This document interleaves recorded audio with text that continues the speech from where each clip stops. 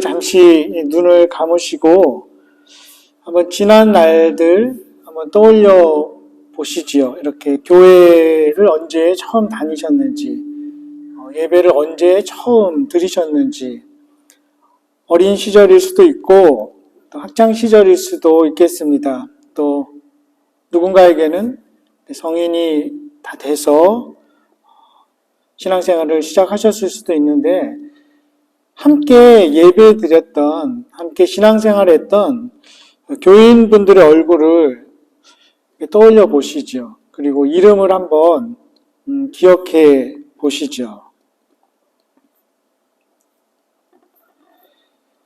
그들 중에서 완전 무결한 그러한 삶을 살았던 사람이 문득 떠오르시나요? 바로 떠오르시나요? 정말 그런 사람이 있을 수도 있고, 혹은 우리가 그 사람에 대해서 잘 몰라서 그럴 수도 있을 것 같습니다. 눈 뜨셔도 될 것 같습니다. 뜨셔야 될 것 같습니다. 예. 그 교인들 중에 정말 완벽했던 사람, 정말 예수님 같은 사람 있을 수도 있지만 대부분은 그렇지 않는 것 같아요.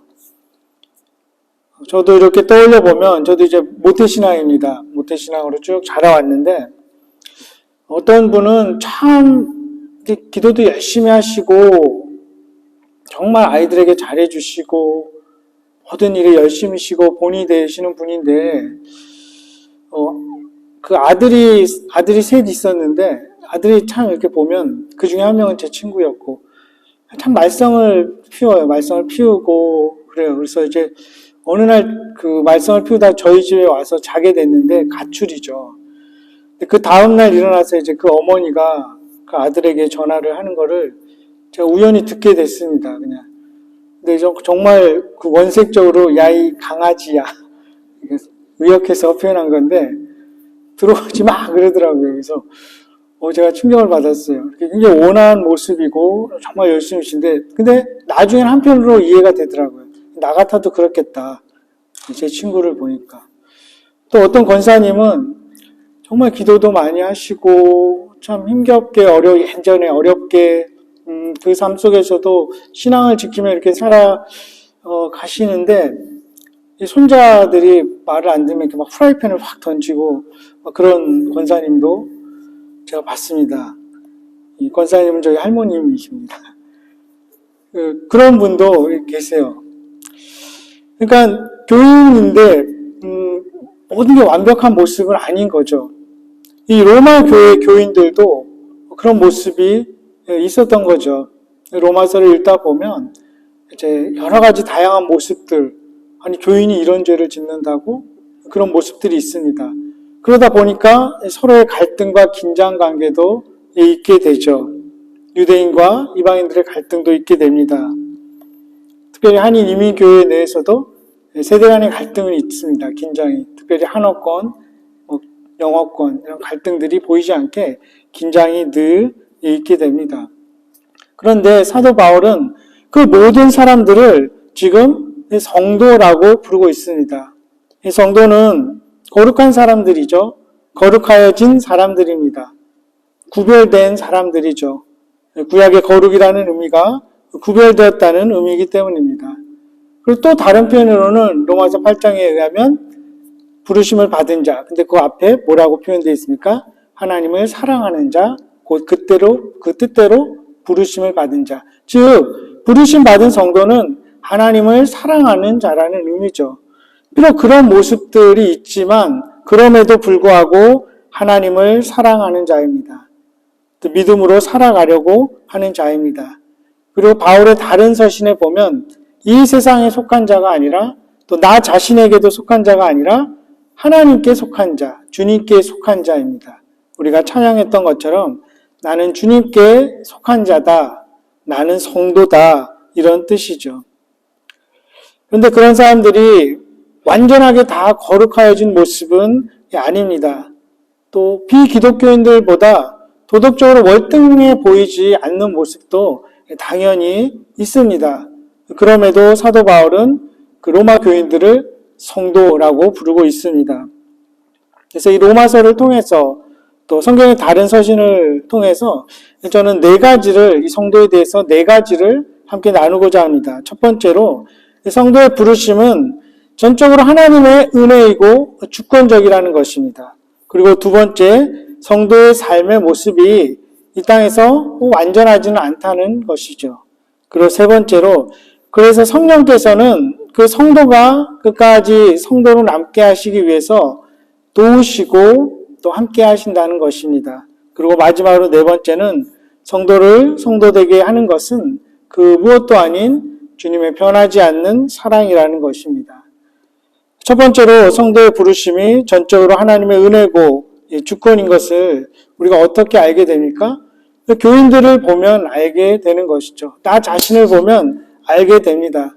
즉, 내 안에 어떤 선한 것, 악한 것과 전적으로 무관하다는 것입니다. 내가 먼저 하나님을 사랑했기 때문에 하나님이 성도로 부르신 것이 아니라 그저 하나님이 은혜로 주권적으로 부르신 것입니다. 어떤 면에서는 로마 교인들처럼 또 우리들의 모습처럼 또 그런 권사님 또 어머님의 모습들처럼 부르심 받을 만한 자격이 없을 수 있습니다. 그럼에도 불구하고 신비스럽게 주님께서 그냥 부르신 것입니다. 어떤 면에서는 다 이해하지 못하기 때문이죠. 그런데 왜 그렇게 하셨을까요? 처음에는 하나님께서 언약을 맺으셨습니다. 아담과 언약을 맺으셨죠. 그런데 파기되죠. 그 후에 이스라엘 백성과 언약을 맺게 됩니다. 하지만 그 언약도 그냥 파기됩니다. 사람과 하나님과 언약을 맺게 되면 이 한쪽에서 계속 파괴하게 되고 이 무효화됩니다. 한쪽에서 충실하지 않은데 한쪽에서만 지킨다고 그것이 유효한 것이 아니죠. 그래서 하나님께서는 이제 선지자들을 통해서 특히 예레미야나 에스겔 또 이사야 선지자를 통해서 이제 새로운 언약을 세우십니다. 그 언약은 이전과는 다른 완전한 언약입니다. 하나님이 모든 것을 다 책임지십니다. 그 언약이 파기되지 않도록 이제는 세우시는 것이죠. 누구를 통해서? 예수 그리스도를 통해서 그 언약을 세우시는 것입니다. 그래서 하나님께서 예레미야 선지자에게 또 에스겔 선지자에게 표현하는 것처럼 이제는 절대로 내가 버리지 않겠다 이렇게 약속하십니다. 그리고 두 번째로는 너희도 나를 버리는 것을 허락하지 않겠다 이렇게 언약을 세우십니다. 그래서 성도로 부르시는 것은 이제는 더 이상 한쪽에서 파기되지 않습니다. 즉 불확실한 인간의 의지에 영향을 받지 않도록 하나님께서 다시 언약을 세우시는 것이죠. 이것을 깊이 깨닫게 되면 우리가 교만해지지도 않고 또 의심하지도 않게 됩니다. 내가 다른 사람들보다 문득문득 그렇게 생각될 때는 있습니다. 내가 그래도 다른 사람들보다 이런 면에서 나은 것 같다고 여겨질 때도 있지만 그것이 특별해서 그것 때문에 내가 성도로 택함받은 게 아니라는 것을 알게 되죠. 또 한편으로는 내가 어떤 큰 실수를 저지르고 죄를 범할 수 있지만 그것 때문에 부르심이 취소되지는 않다는 것입니다.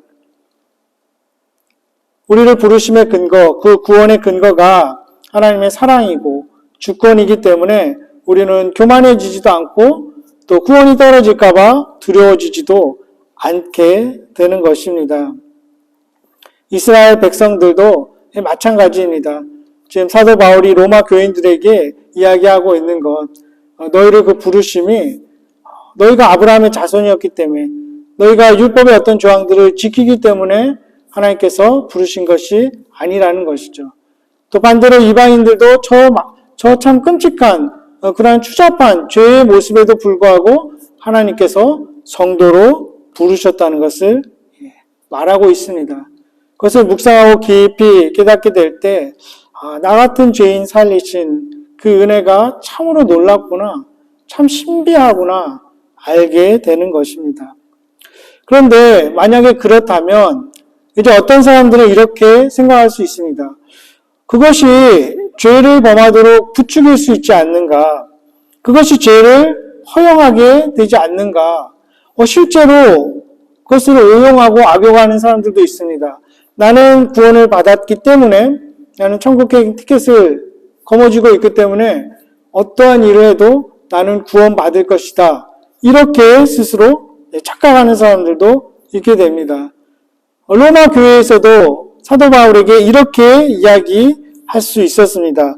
로마서 6장 1절 2절에 그런즉 우리가 무슨 말을 하리요? 은혜를 더하게 하려고 죄에 거하겠느냐? 죄가 깊은 곳에 그럼 은혜가 깊다면 그럼 은혜를 더 얻기 위해서 죄를 지어도 된단 말인가? 하나님이 그렇게 다 끝까지 책임지신다면 우리가 어떤 일을 해도 된다는 말인가? 반문할 수 있었습니다. 거기에 대해서 사도 바울은 구구절절 설명하지 않고 2절에 단순히 그럴 수 없다 이렇게 이야기합니다. 죄에 대해서 죽은 우리가 어찌 그 가운데 더 살려. 그 하나님의 은혜, 전적인 주권을 깊이 깨닫게 되면 그런 마음이 생기지 않는다는 거죠. 그렇게 살라고 해도 살지 않게 된다는 것입니다.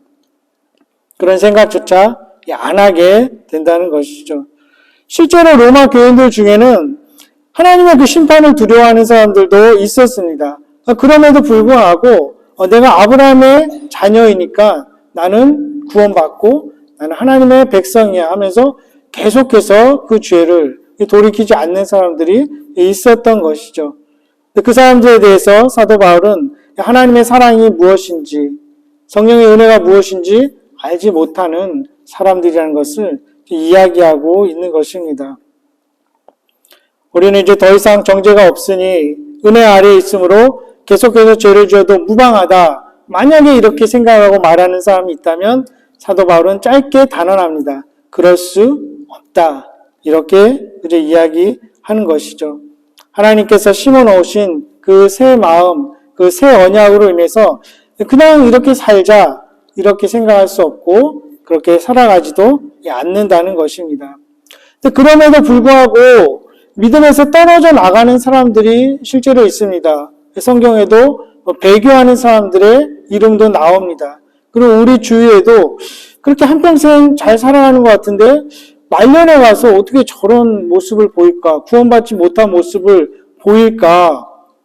그것을 보면 그러면 우리가 끝까지 긴장해야 되는 것 아닌가? 우리 쪽에서 무엇을 해야 되는 것 아닌가? 이렇게 생각할 수도 있습니다. 그것이 경고가 되기도 하고 우리에게 긴장감을 주기도 합니다. 그때 사도 바울이 말하는 바는 무엇이냐면 그것을 우리가 다 이해하지 못합니다. 저 사람의 구원이 어떻게 될지 그리고 왜 그렇게 됐는지 다 설명하고 이해할 수도 없습니다.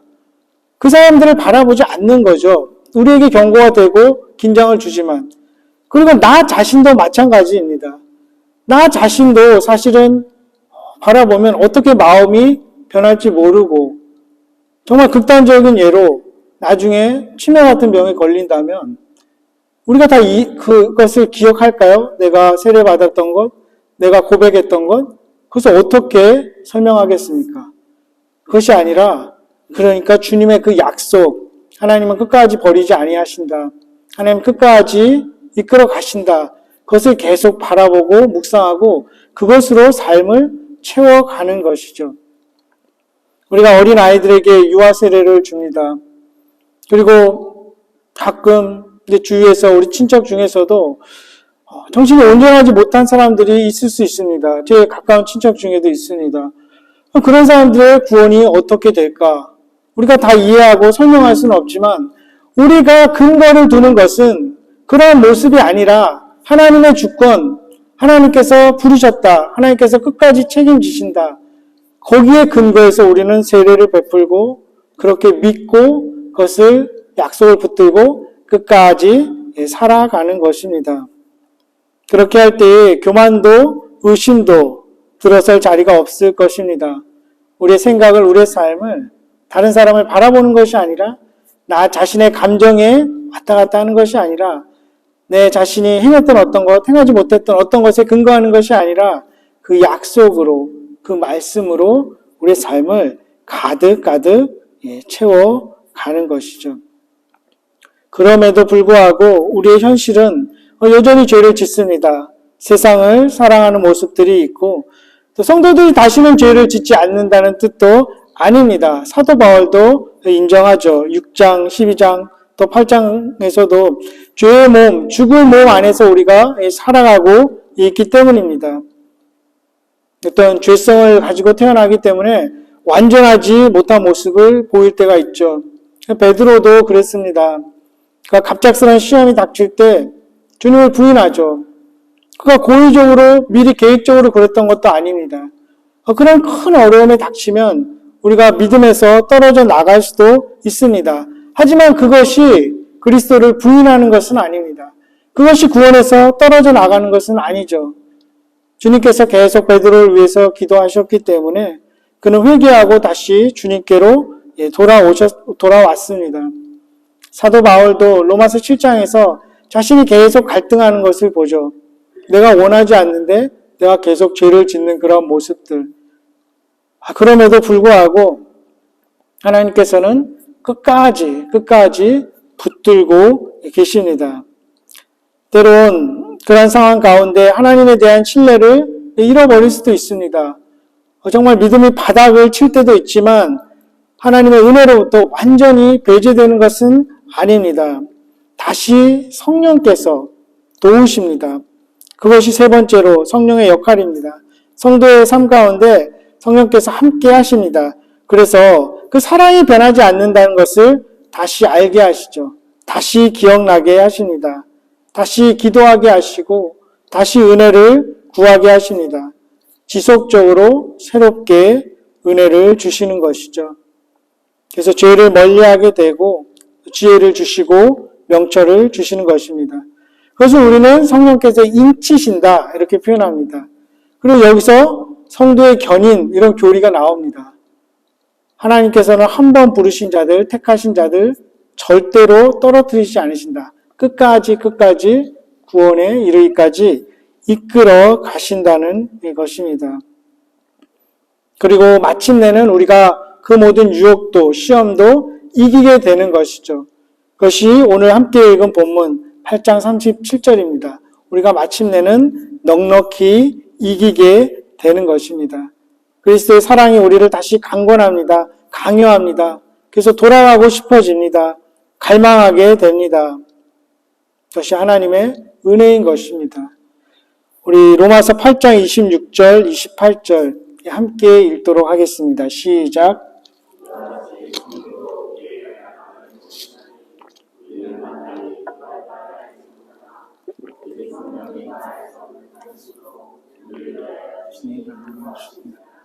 하나님이시니가 성령의 사랑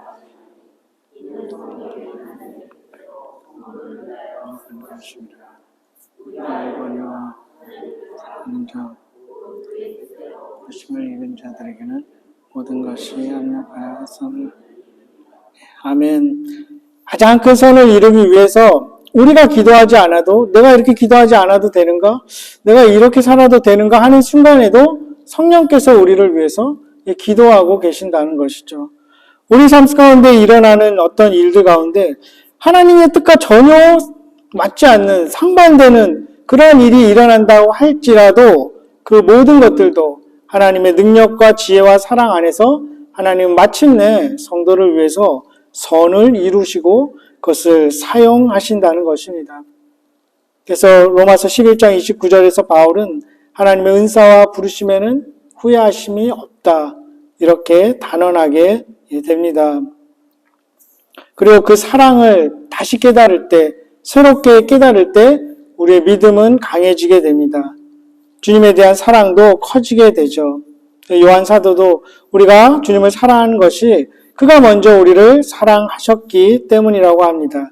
그리고 그 사랑을 더 알아가게 될수록 그 사랑이 더 깊어질수록 우리가 더 순종하게 되는 것입니다. 그리고 놀라운 것은 순종할수록 우리의 삶은 더 자유를 누리게 됩니다.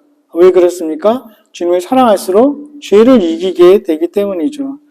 아까 읽은 로마서 6장 2절에 그럴 수 없느니라 죄에 대하여 죽은 우리가 이렇게 표현합니다. 어떻게 죄에 대해서 죽을 수 있습니까? 율법을 지키는 것이 한계가 있는 것이죠. 죄를 억제할 수는 있지만 그 이상을 이룰 수는 없습니다. 완전히 패하지는 못합니다. 본질적으로 그것을 죽일 수 있는 것은 주님의 사랑인 것이죠. 주님의 사랑을 깊이 깨닫게 될수록 이기게 되는 것입니다. 성령께서 그것을 사용하시는 것이죠. 십자가에 못 박히신 예수님, 우리에게 보여주신 그 사랑을 성령께서 이용하게 되는 것입니다. 하나님의 변하지 않는 사랑이 성도를 순종하게 만듭니다. 성도를 부르시고 끝까지 붙드시는 것은 변함없는 주님의 사랑입니다. 복음은 예수 그리스도를 통해 우리를 성도로 부르신 좋은 소식입니다. 복음은 성령께서 우리를 끝까지 성도로 남게 하신다는 기쁜 소식입니다. 그 근거가 우리에게 있지 않고 하나님의 변하지 않는 계획, 사랑에 있기 때문에 우리가 영원히 성도로 살게 된다는 복되고 기쁜 소식입니다. 이 로마서 처음에 시작할 때 그 성도들에게 은혜와 평강이 있기를 원한다며 시작한 이 로마서 마지막 16절이 어떻게 끝납니까? 성도들의 이름을 쭉 나열하면서 마무리해 갑니다. 갱그레아 교회 일꾼인 여성도 베베의 이름을 시작해서 많은 성도들에게 문안하라고 당부하죠. 그래서 여러 성도의 이름들이 쭉 나열됩니다. 브리스가, 아굴라, 에베네도, 마리아, 안드로니고, 유니아, 암블리아 쭉 나가다가 마지막에 네레오, 울름바 이런 이름들 거의 우리에게 알려지지 않은 이름들입니다. 불완전한 사람들일 것입니다. 하지만 주님이 부르시고 택하신 성도들입니다. 그리고 언젠가 우리가 만나게 될 성도들입니다. 이 성도들의 이름이 곧 교회인 것이죠. 우리의 이름이 곧 주님의 몸된 교회입니다. 캐나다에 오시기 전에 또 혹은 여기에 와서 함께하는 이 성도님들의 이름과 얼굴을 다시 한번 떠올려 보시죠. 여름 성경학교에서 만난 친구들, 또 선생님들, 너무나 고마운 성도들도 있고 또 즐거운 그들과의 시간들이 있었을 것입니다. 때로는 또 힘겨운 관계 안에 서로 있던 성도들도 있을 것입니다. 하지만 이 모든 우리를 성도로 부르신 하나님을 찬양하십시다. 우리를 성도되게 하시는 예수 그리스도를 높이십시다. 우리를 성도로 끝까지 인치시는 성령님이 우리 남은 삶 동안 언제나 함께 하실 줄 믿습니다. 이 땅에서 남은 날 동안 성도로서 거룩하고 복된 삶을 살아가는 리디머 교회 성도님들 되시기를 주님의 이름으로 간절히 축원합니다. 기도하겠습니다. 주님의 그 부르심이 우리를 성도로 택하여 주심이 참 놀랍고 신비스럽습니다. 말할 수 없는 은혜입니다. 우리를 성도되게 하시기 위해서 독생자 예수 그리스도를 보내시고 우리를 끝까지 성도로 남게 하시기 위해서 성령을 보내셨음을 우리가 보게 됩니다. 한번 부르신 자들을 결코 떠나지 않으시는 주님, 때로는 우리가 주님께서 떠나신 것처럼 느껴질 때도 있지만 우리의 감정이나 느낌이 그러할지라도 주님 결코 성도를 떠나지 않으시는 줄 믿습니다. 우리를 버리시지 않으시는 줄 믿습니다. 그것이 하나님의 주권이고 능력이고 은혜임을 고백합니다. 그것이 변하지 않는 사랑이며 복된 소식임을 우리가 믿습니다. 너희를 부르신 이는 미쁘시니 그가 또한 이루시리라는 그 말씀을 우리가 의지하고 붙듭니다. 주의 선하심과 인자하심이 일평생 나를 따를 것이라고 우리도 노래하며 확신합니다. 그 확신이 고백이 늘 우리의 기도와 찬양이 되게 하여 주시고 그로 인해서 성도다운 삶을 살아가는 갈망을 저에게 주시고 거룩한 열매를 맺어가게 하여 주시옵소서. 이제까지 산 것이 주님의 은혜입니다. 이후로 우리를 장차 본향에 인도해 주실 줄 믿습니다. 주님께 드려지는 헌금 귀하게 잘 사용되게 하여 주시고 함께하지 못한 성도님들을 주님께서 기억하여 주시옵소서. 감사하며 예수 그리스도 이름으로 기도합니다. 아멘. 다 같이 일어나셔서 마지막 찬양 부르시겠습니다.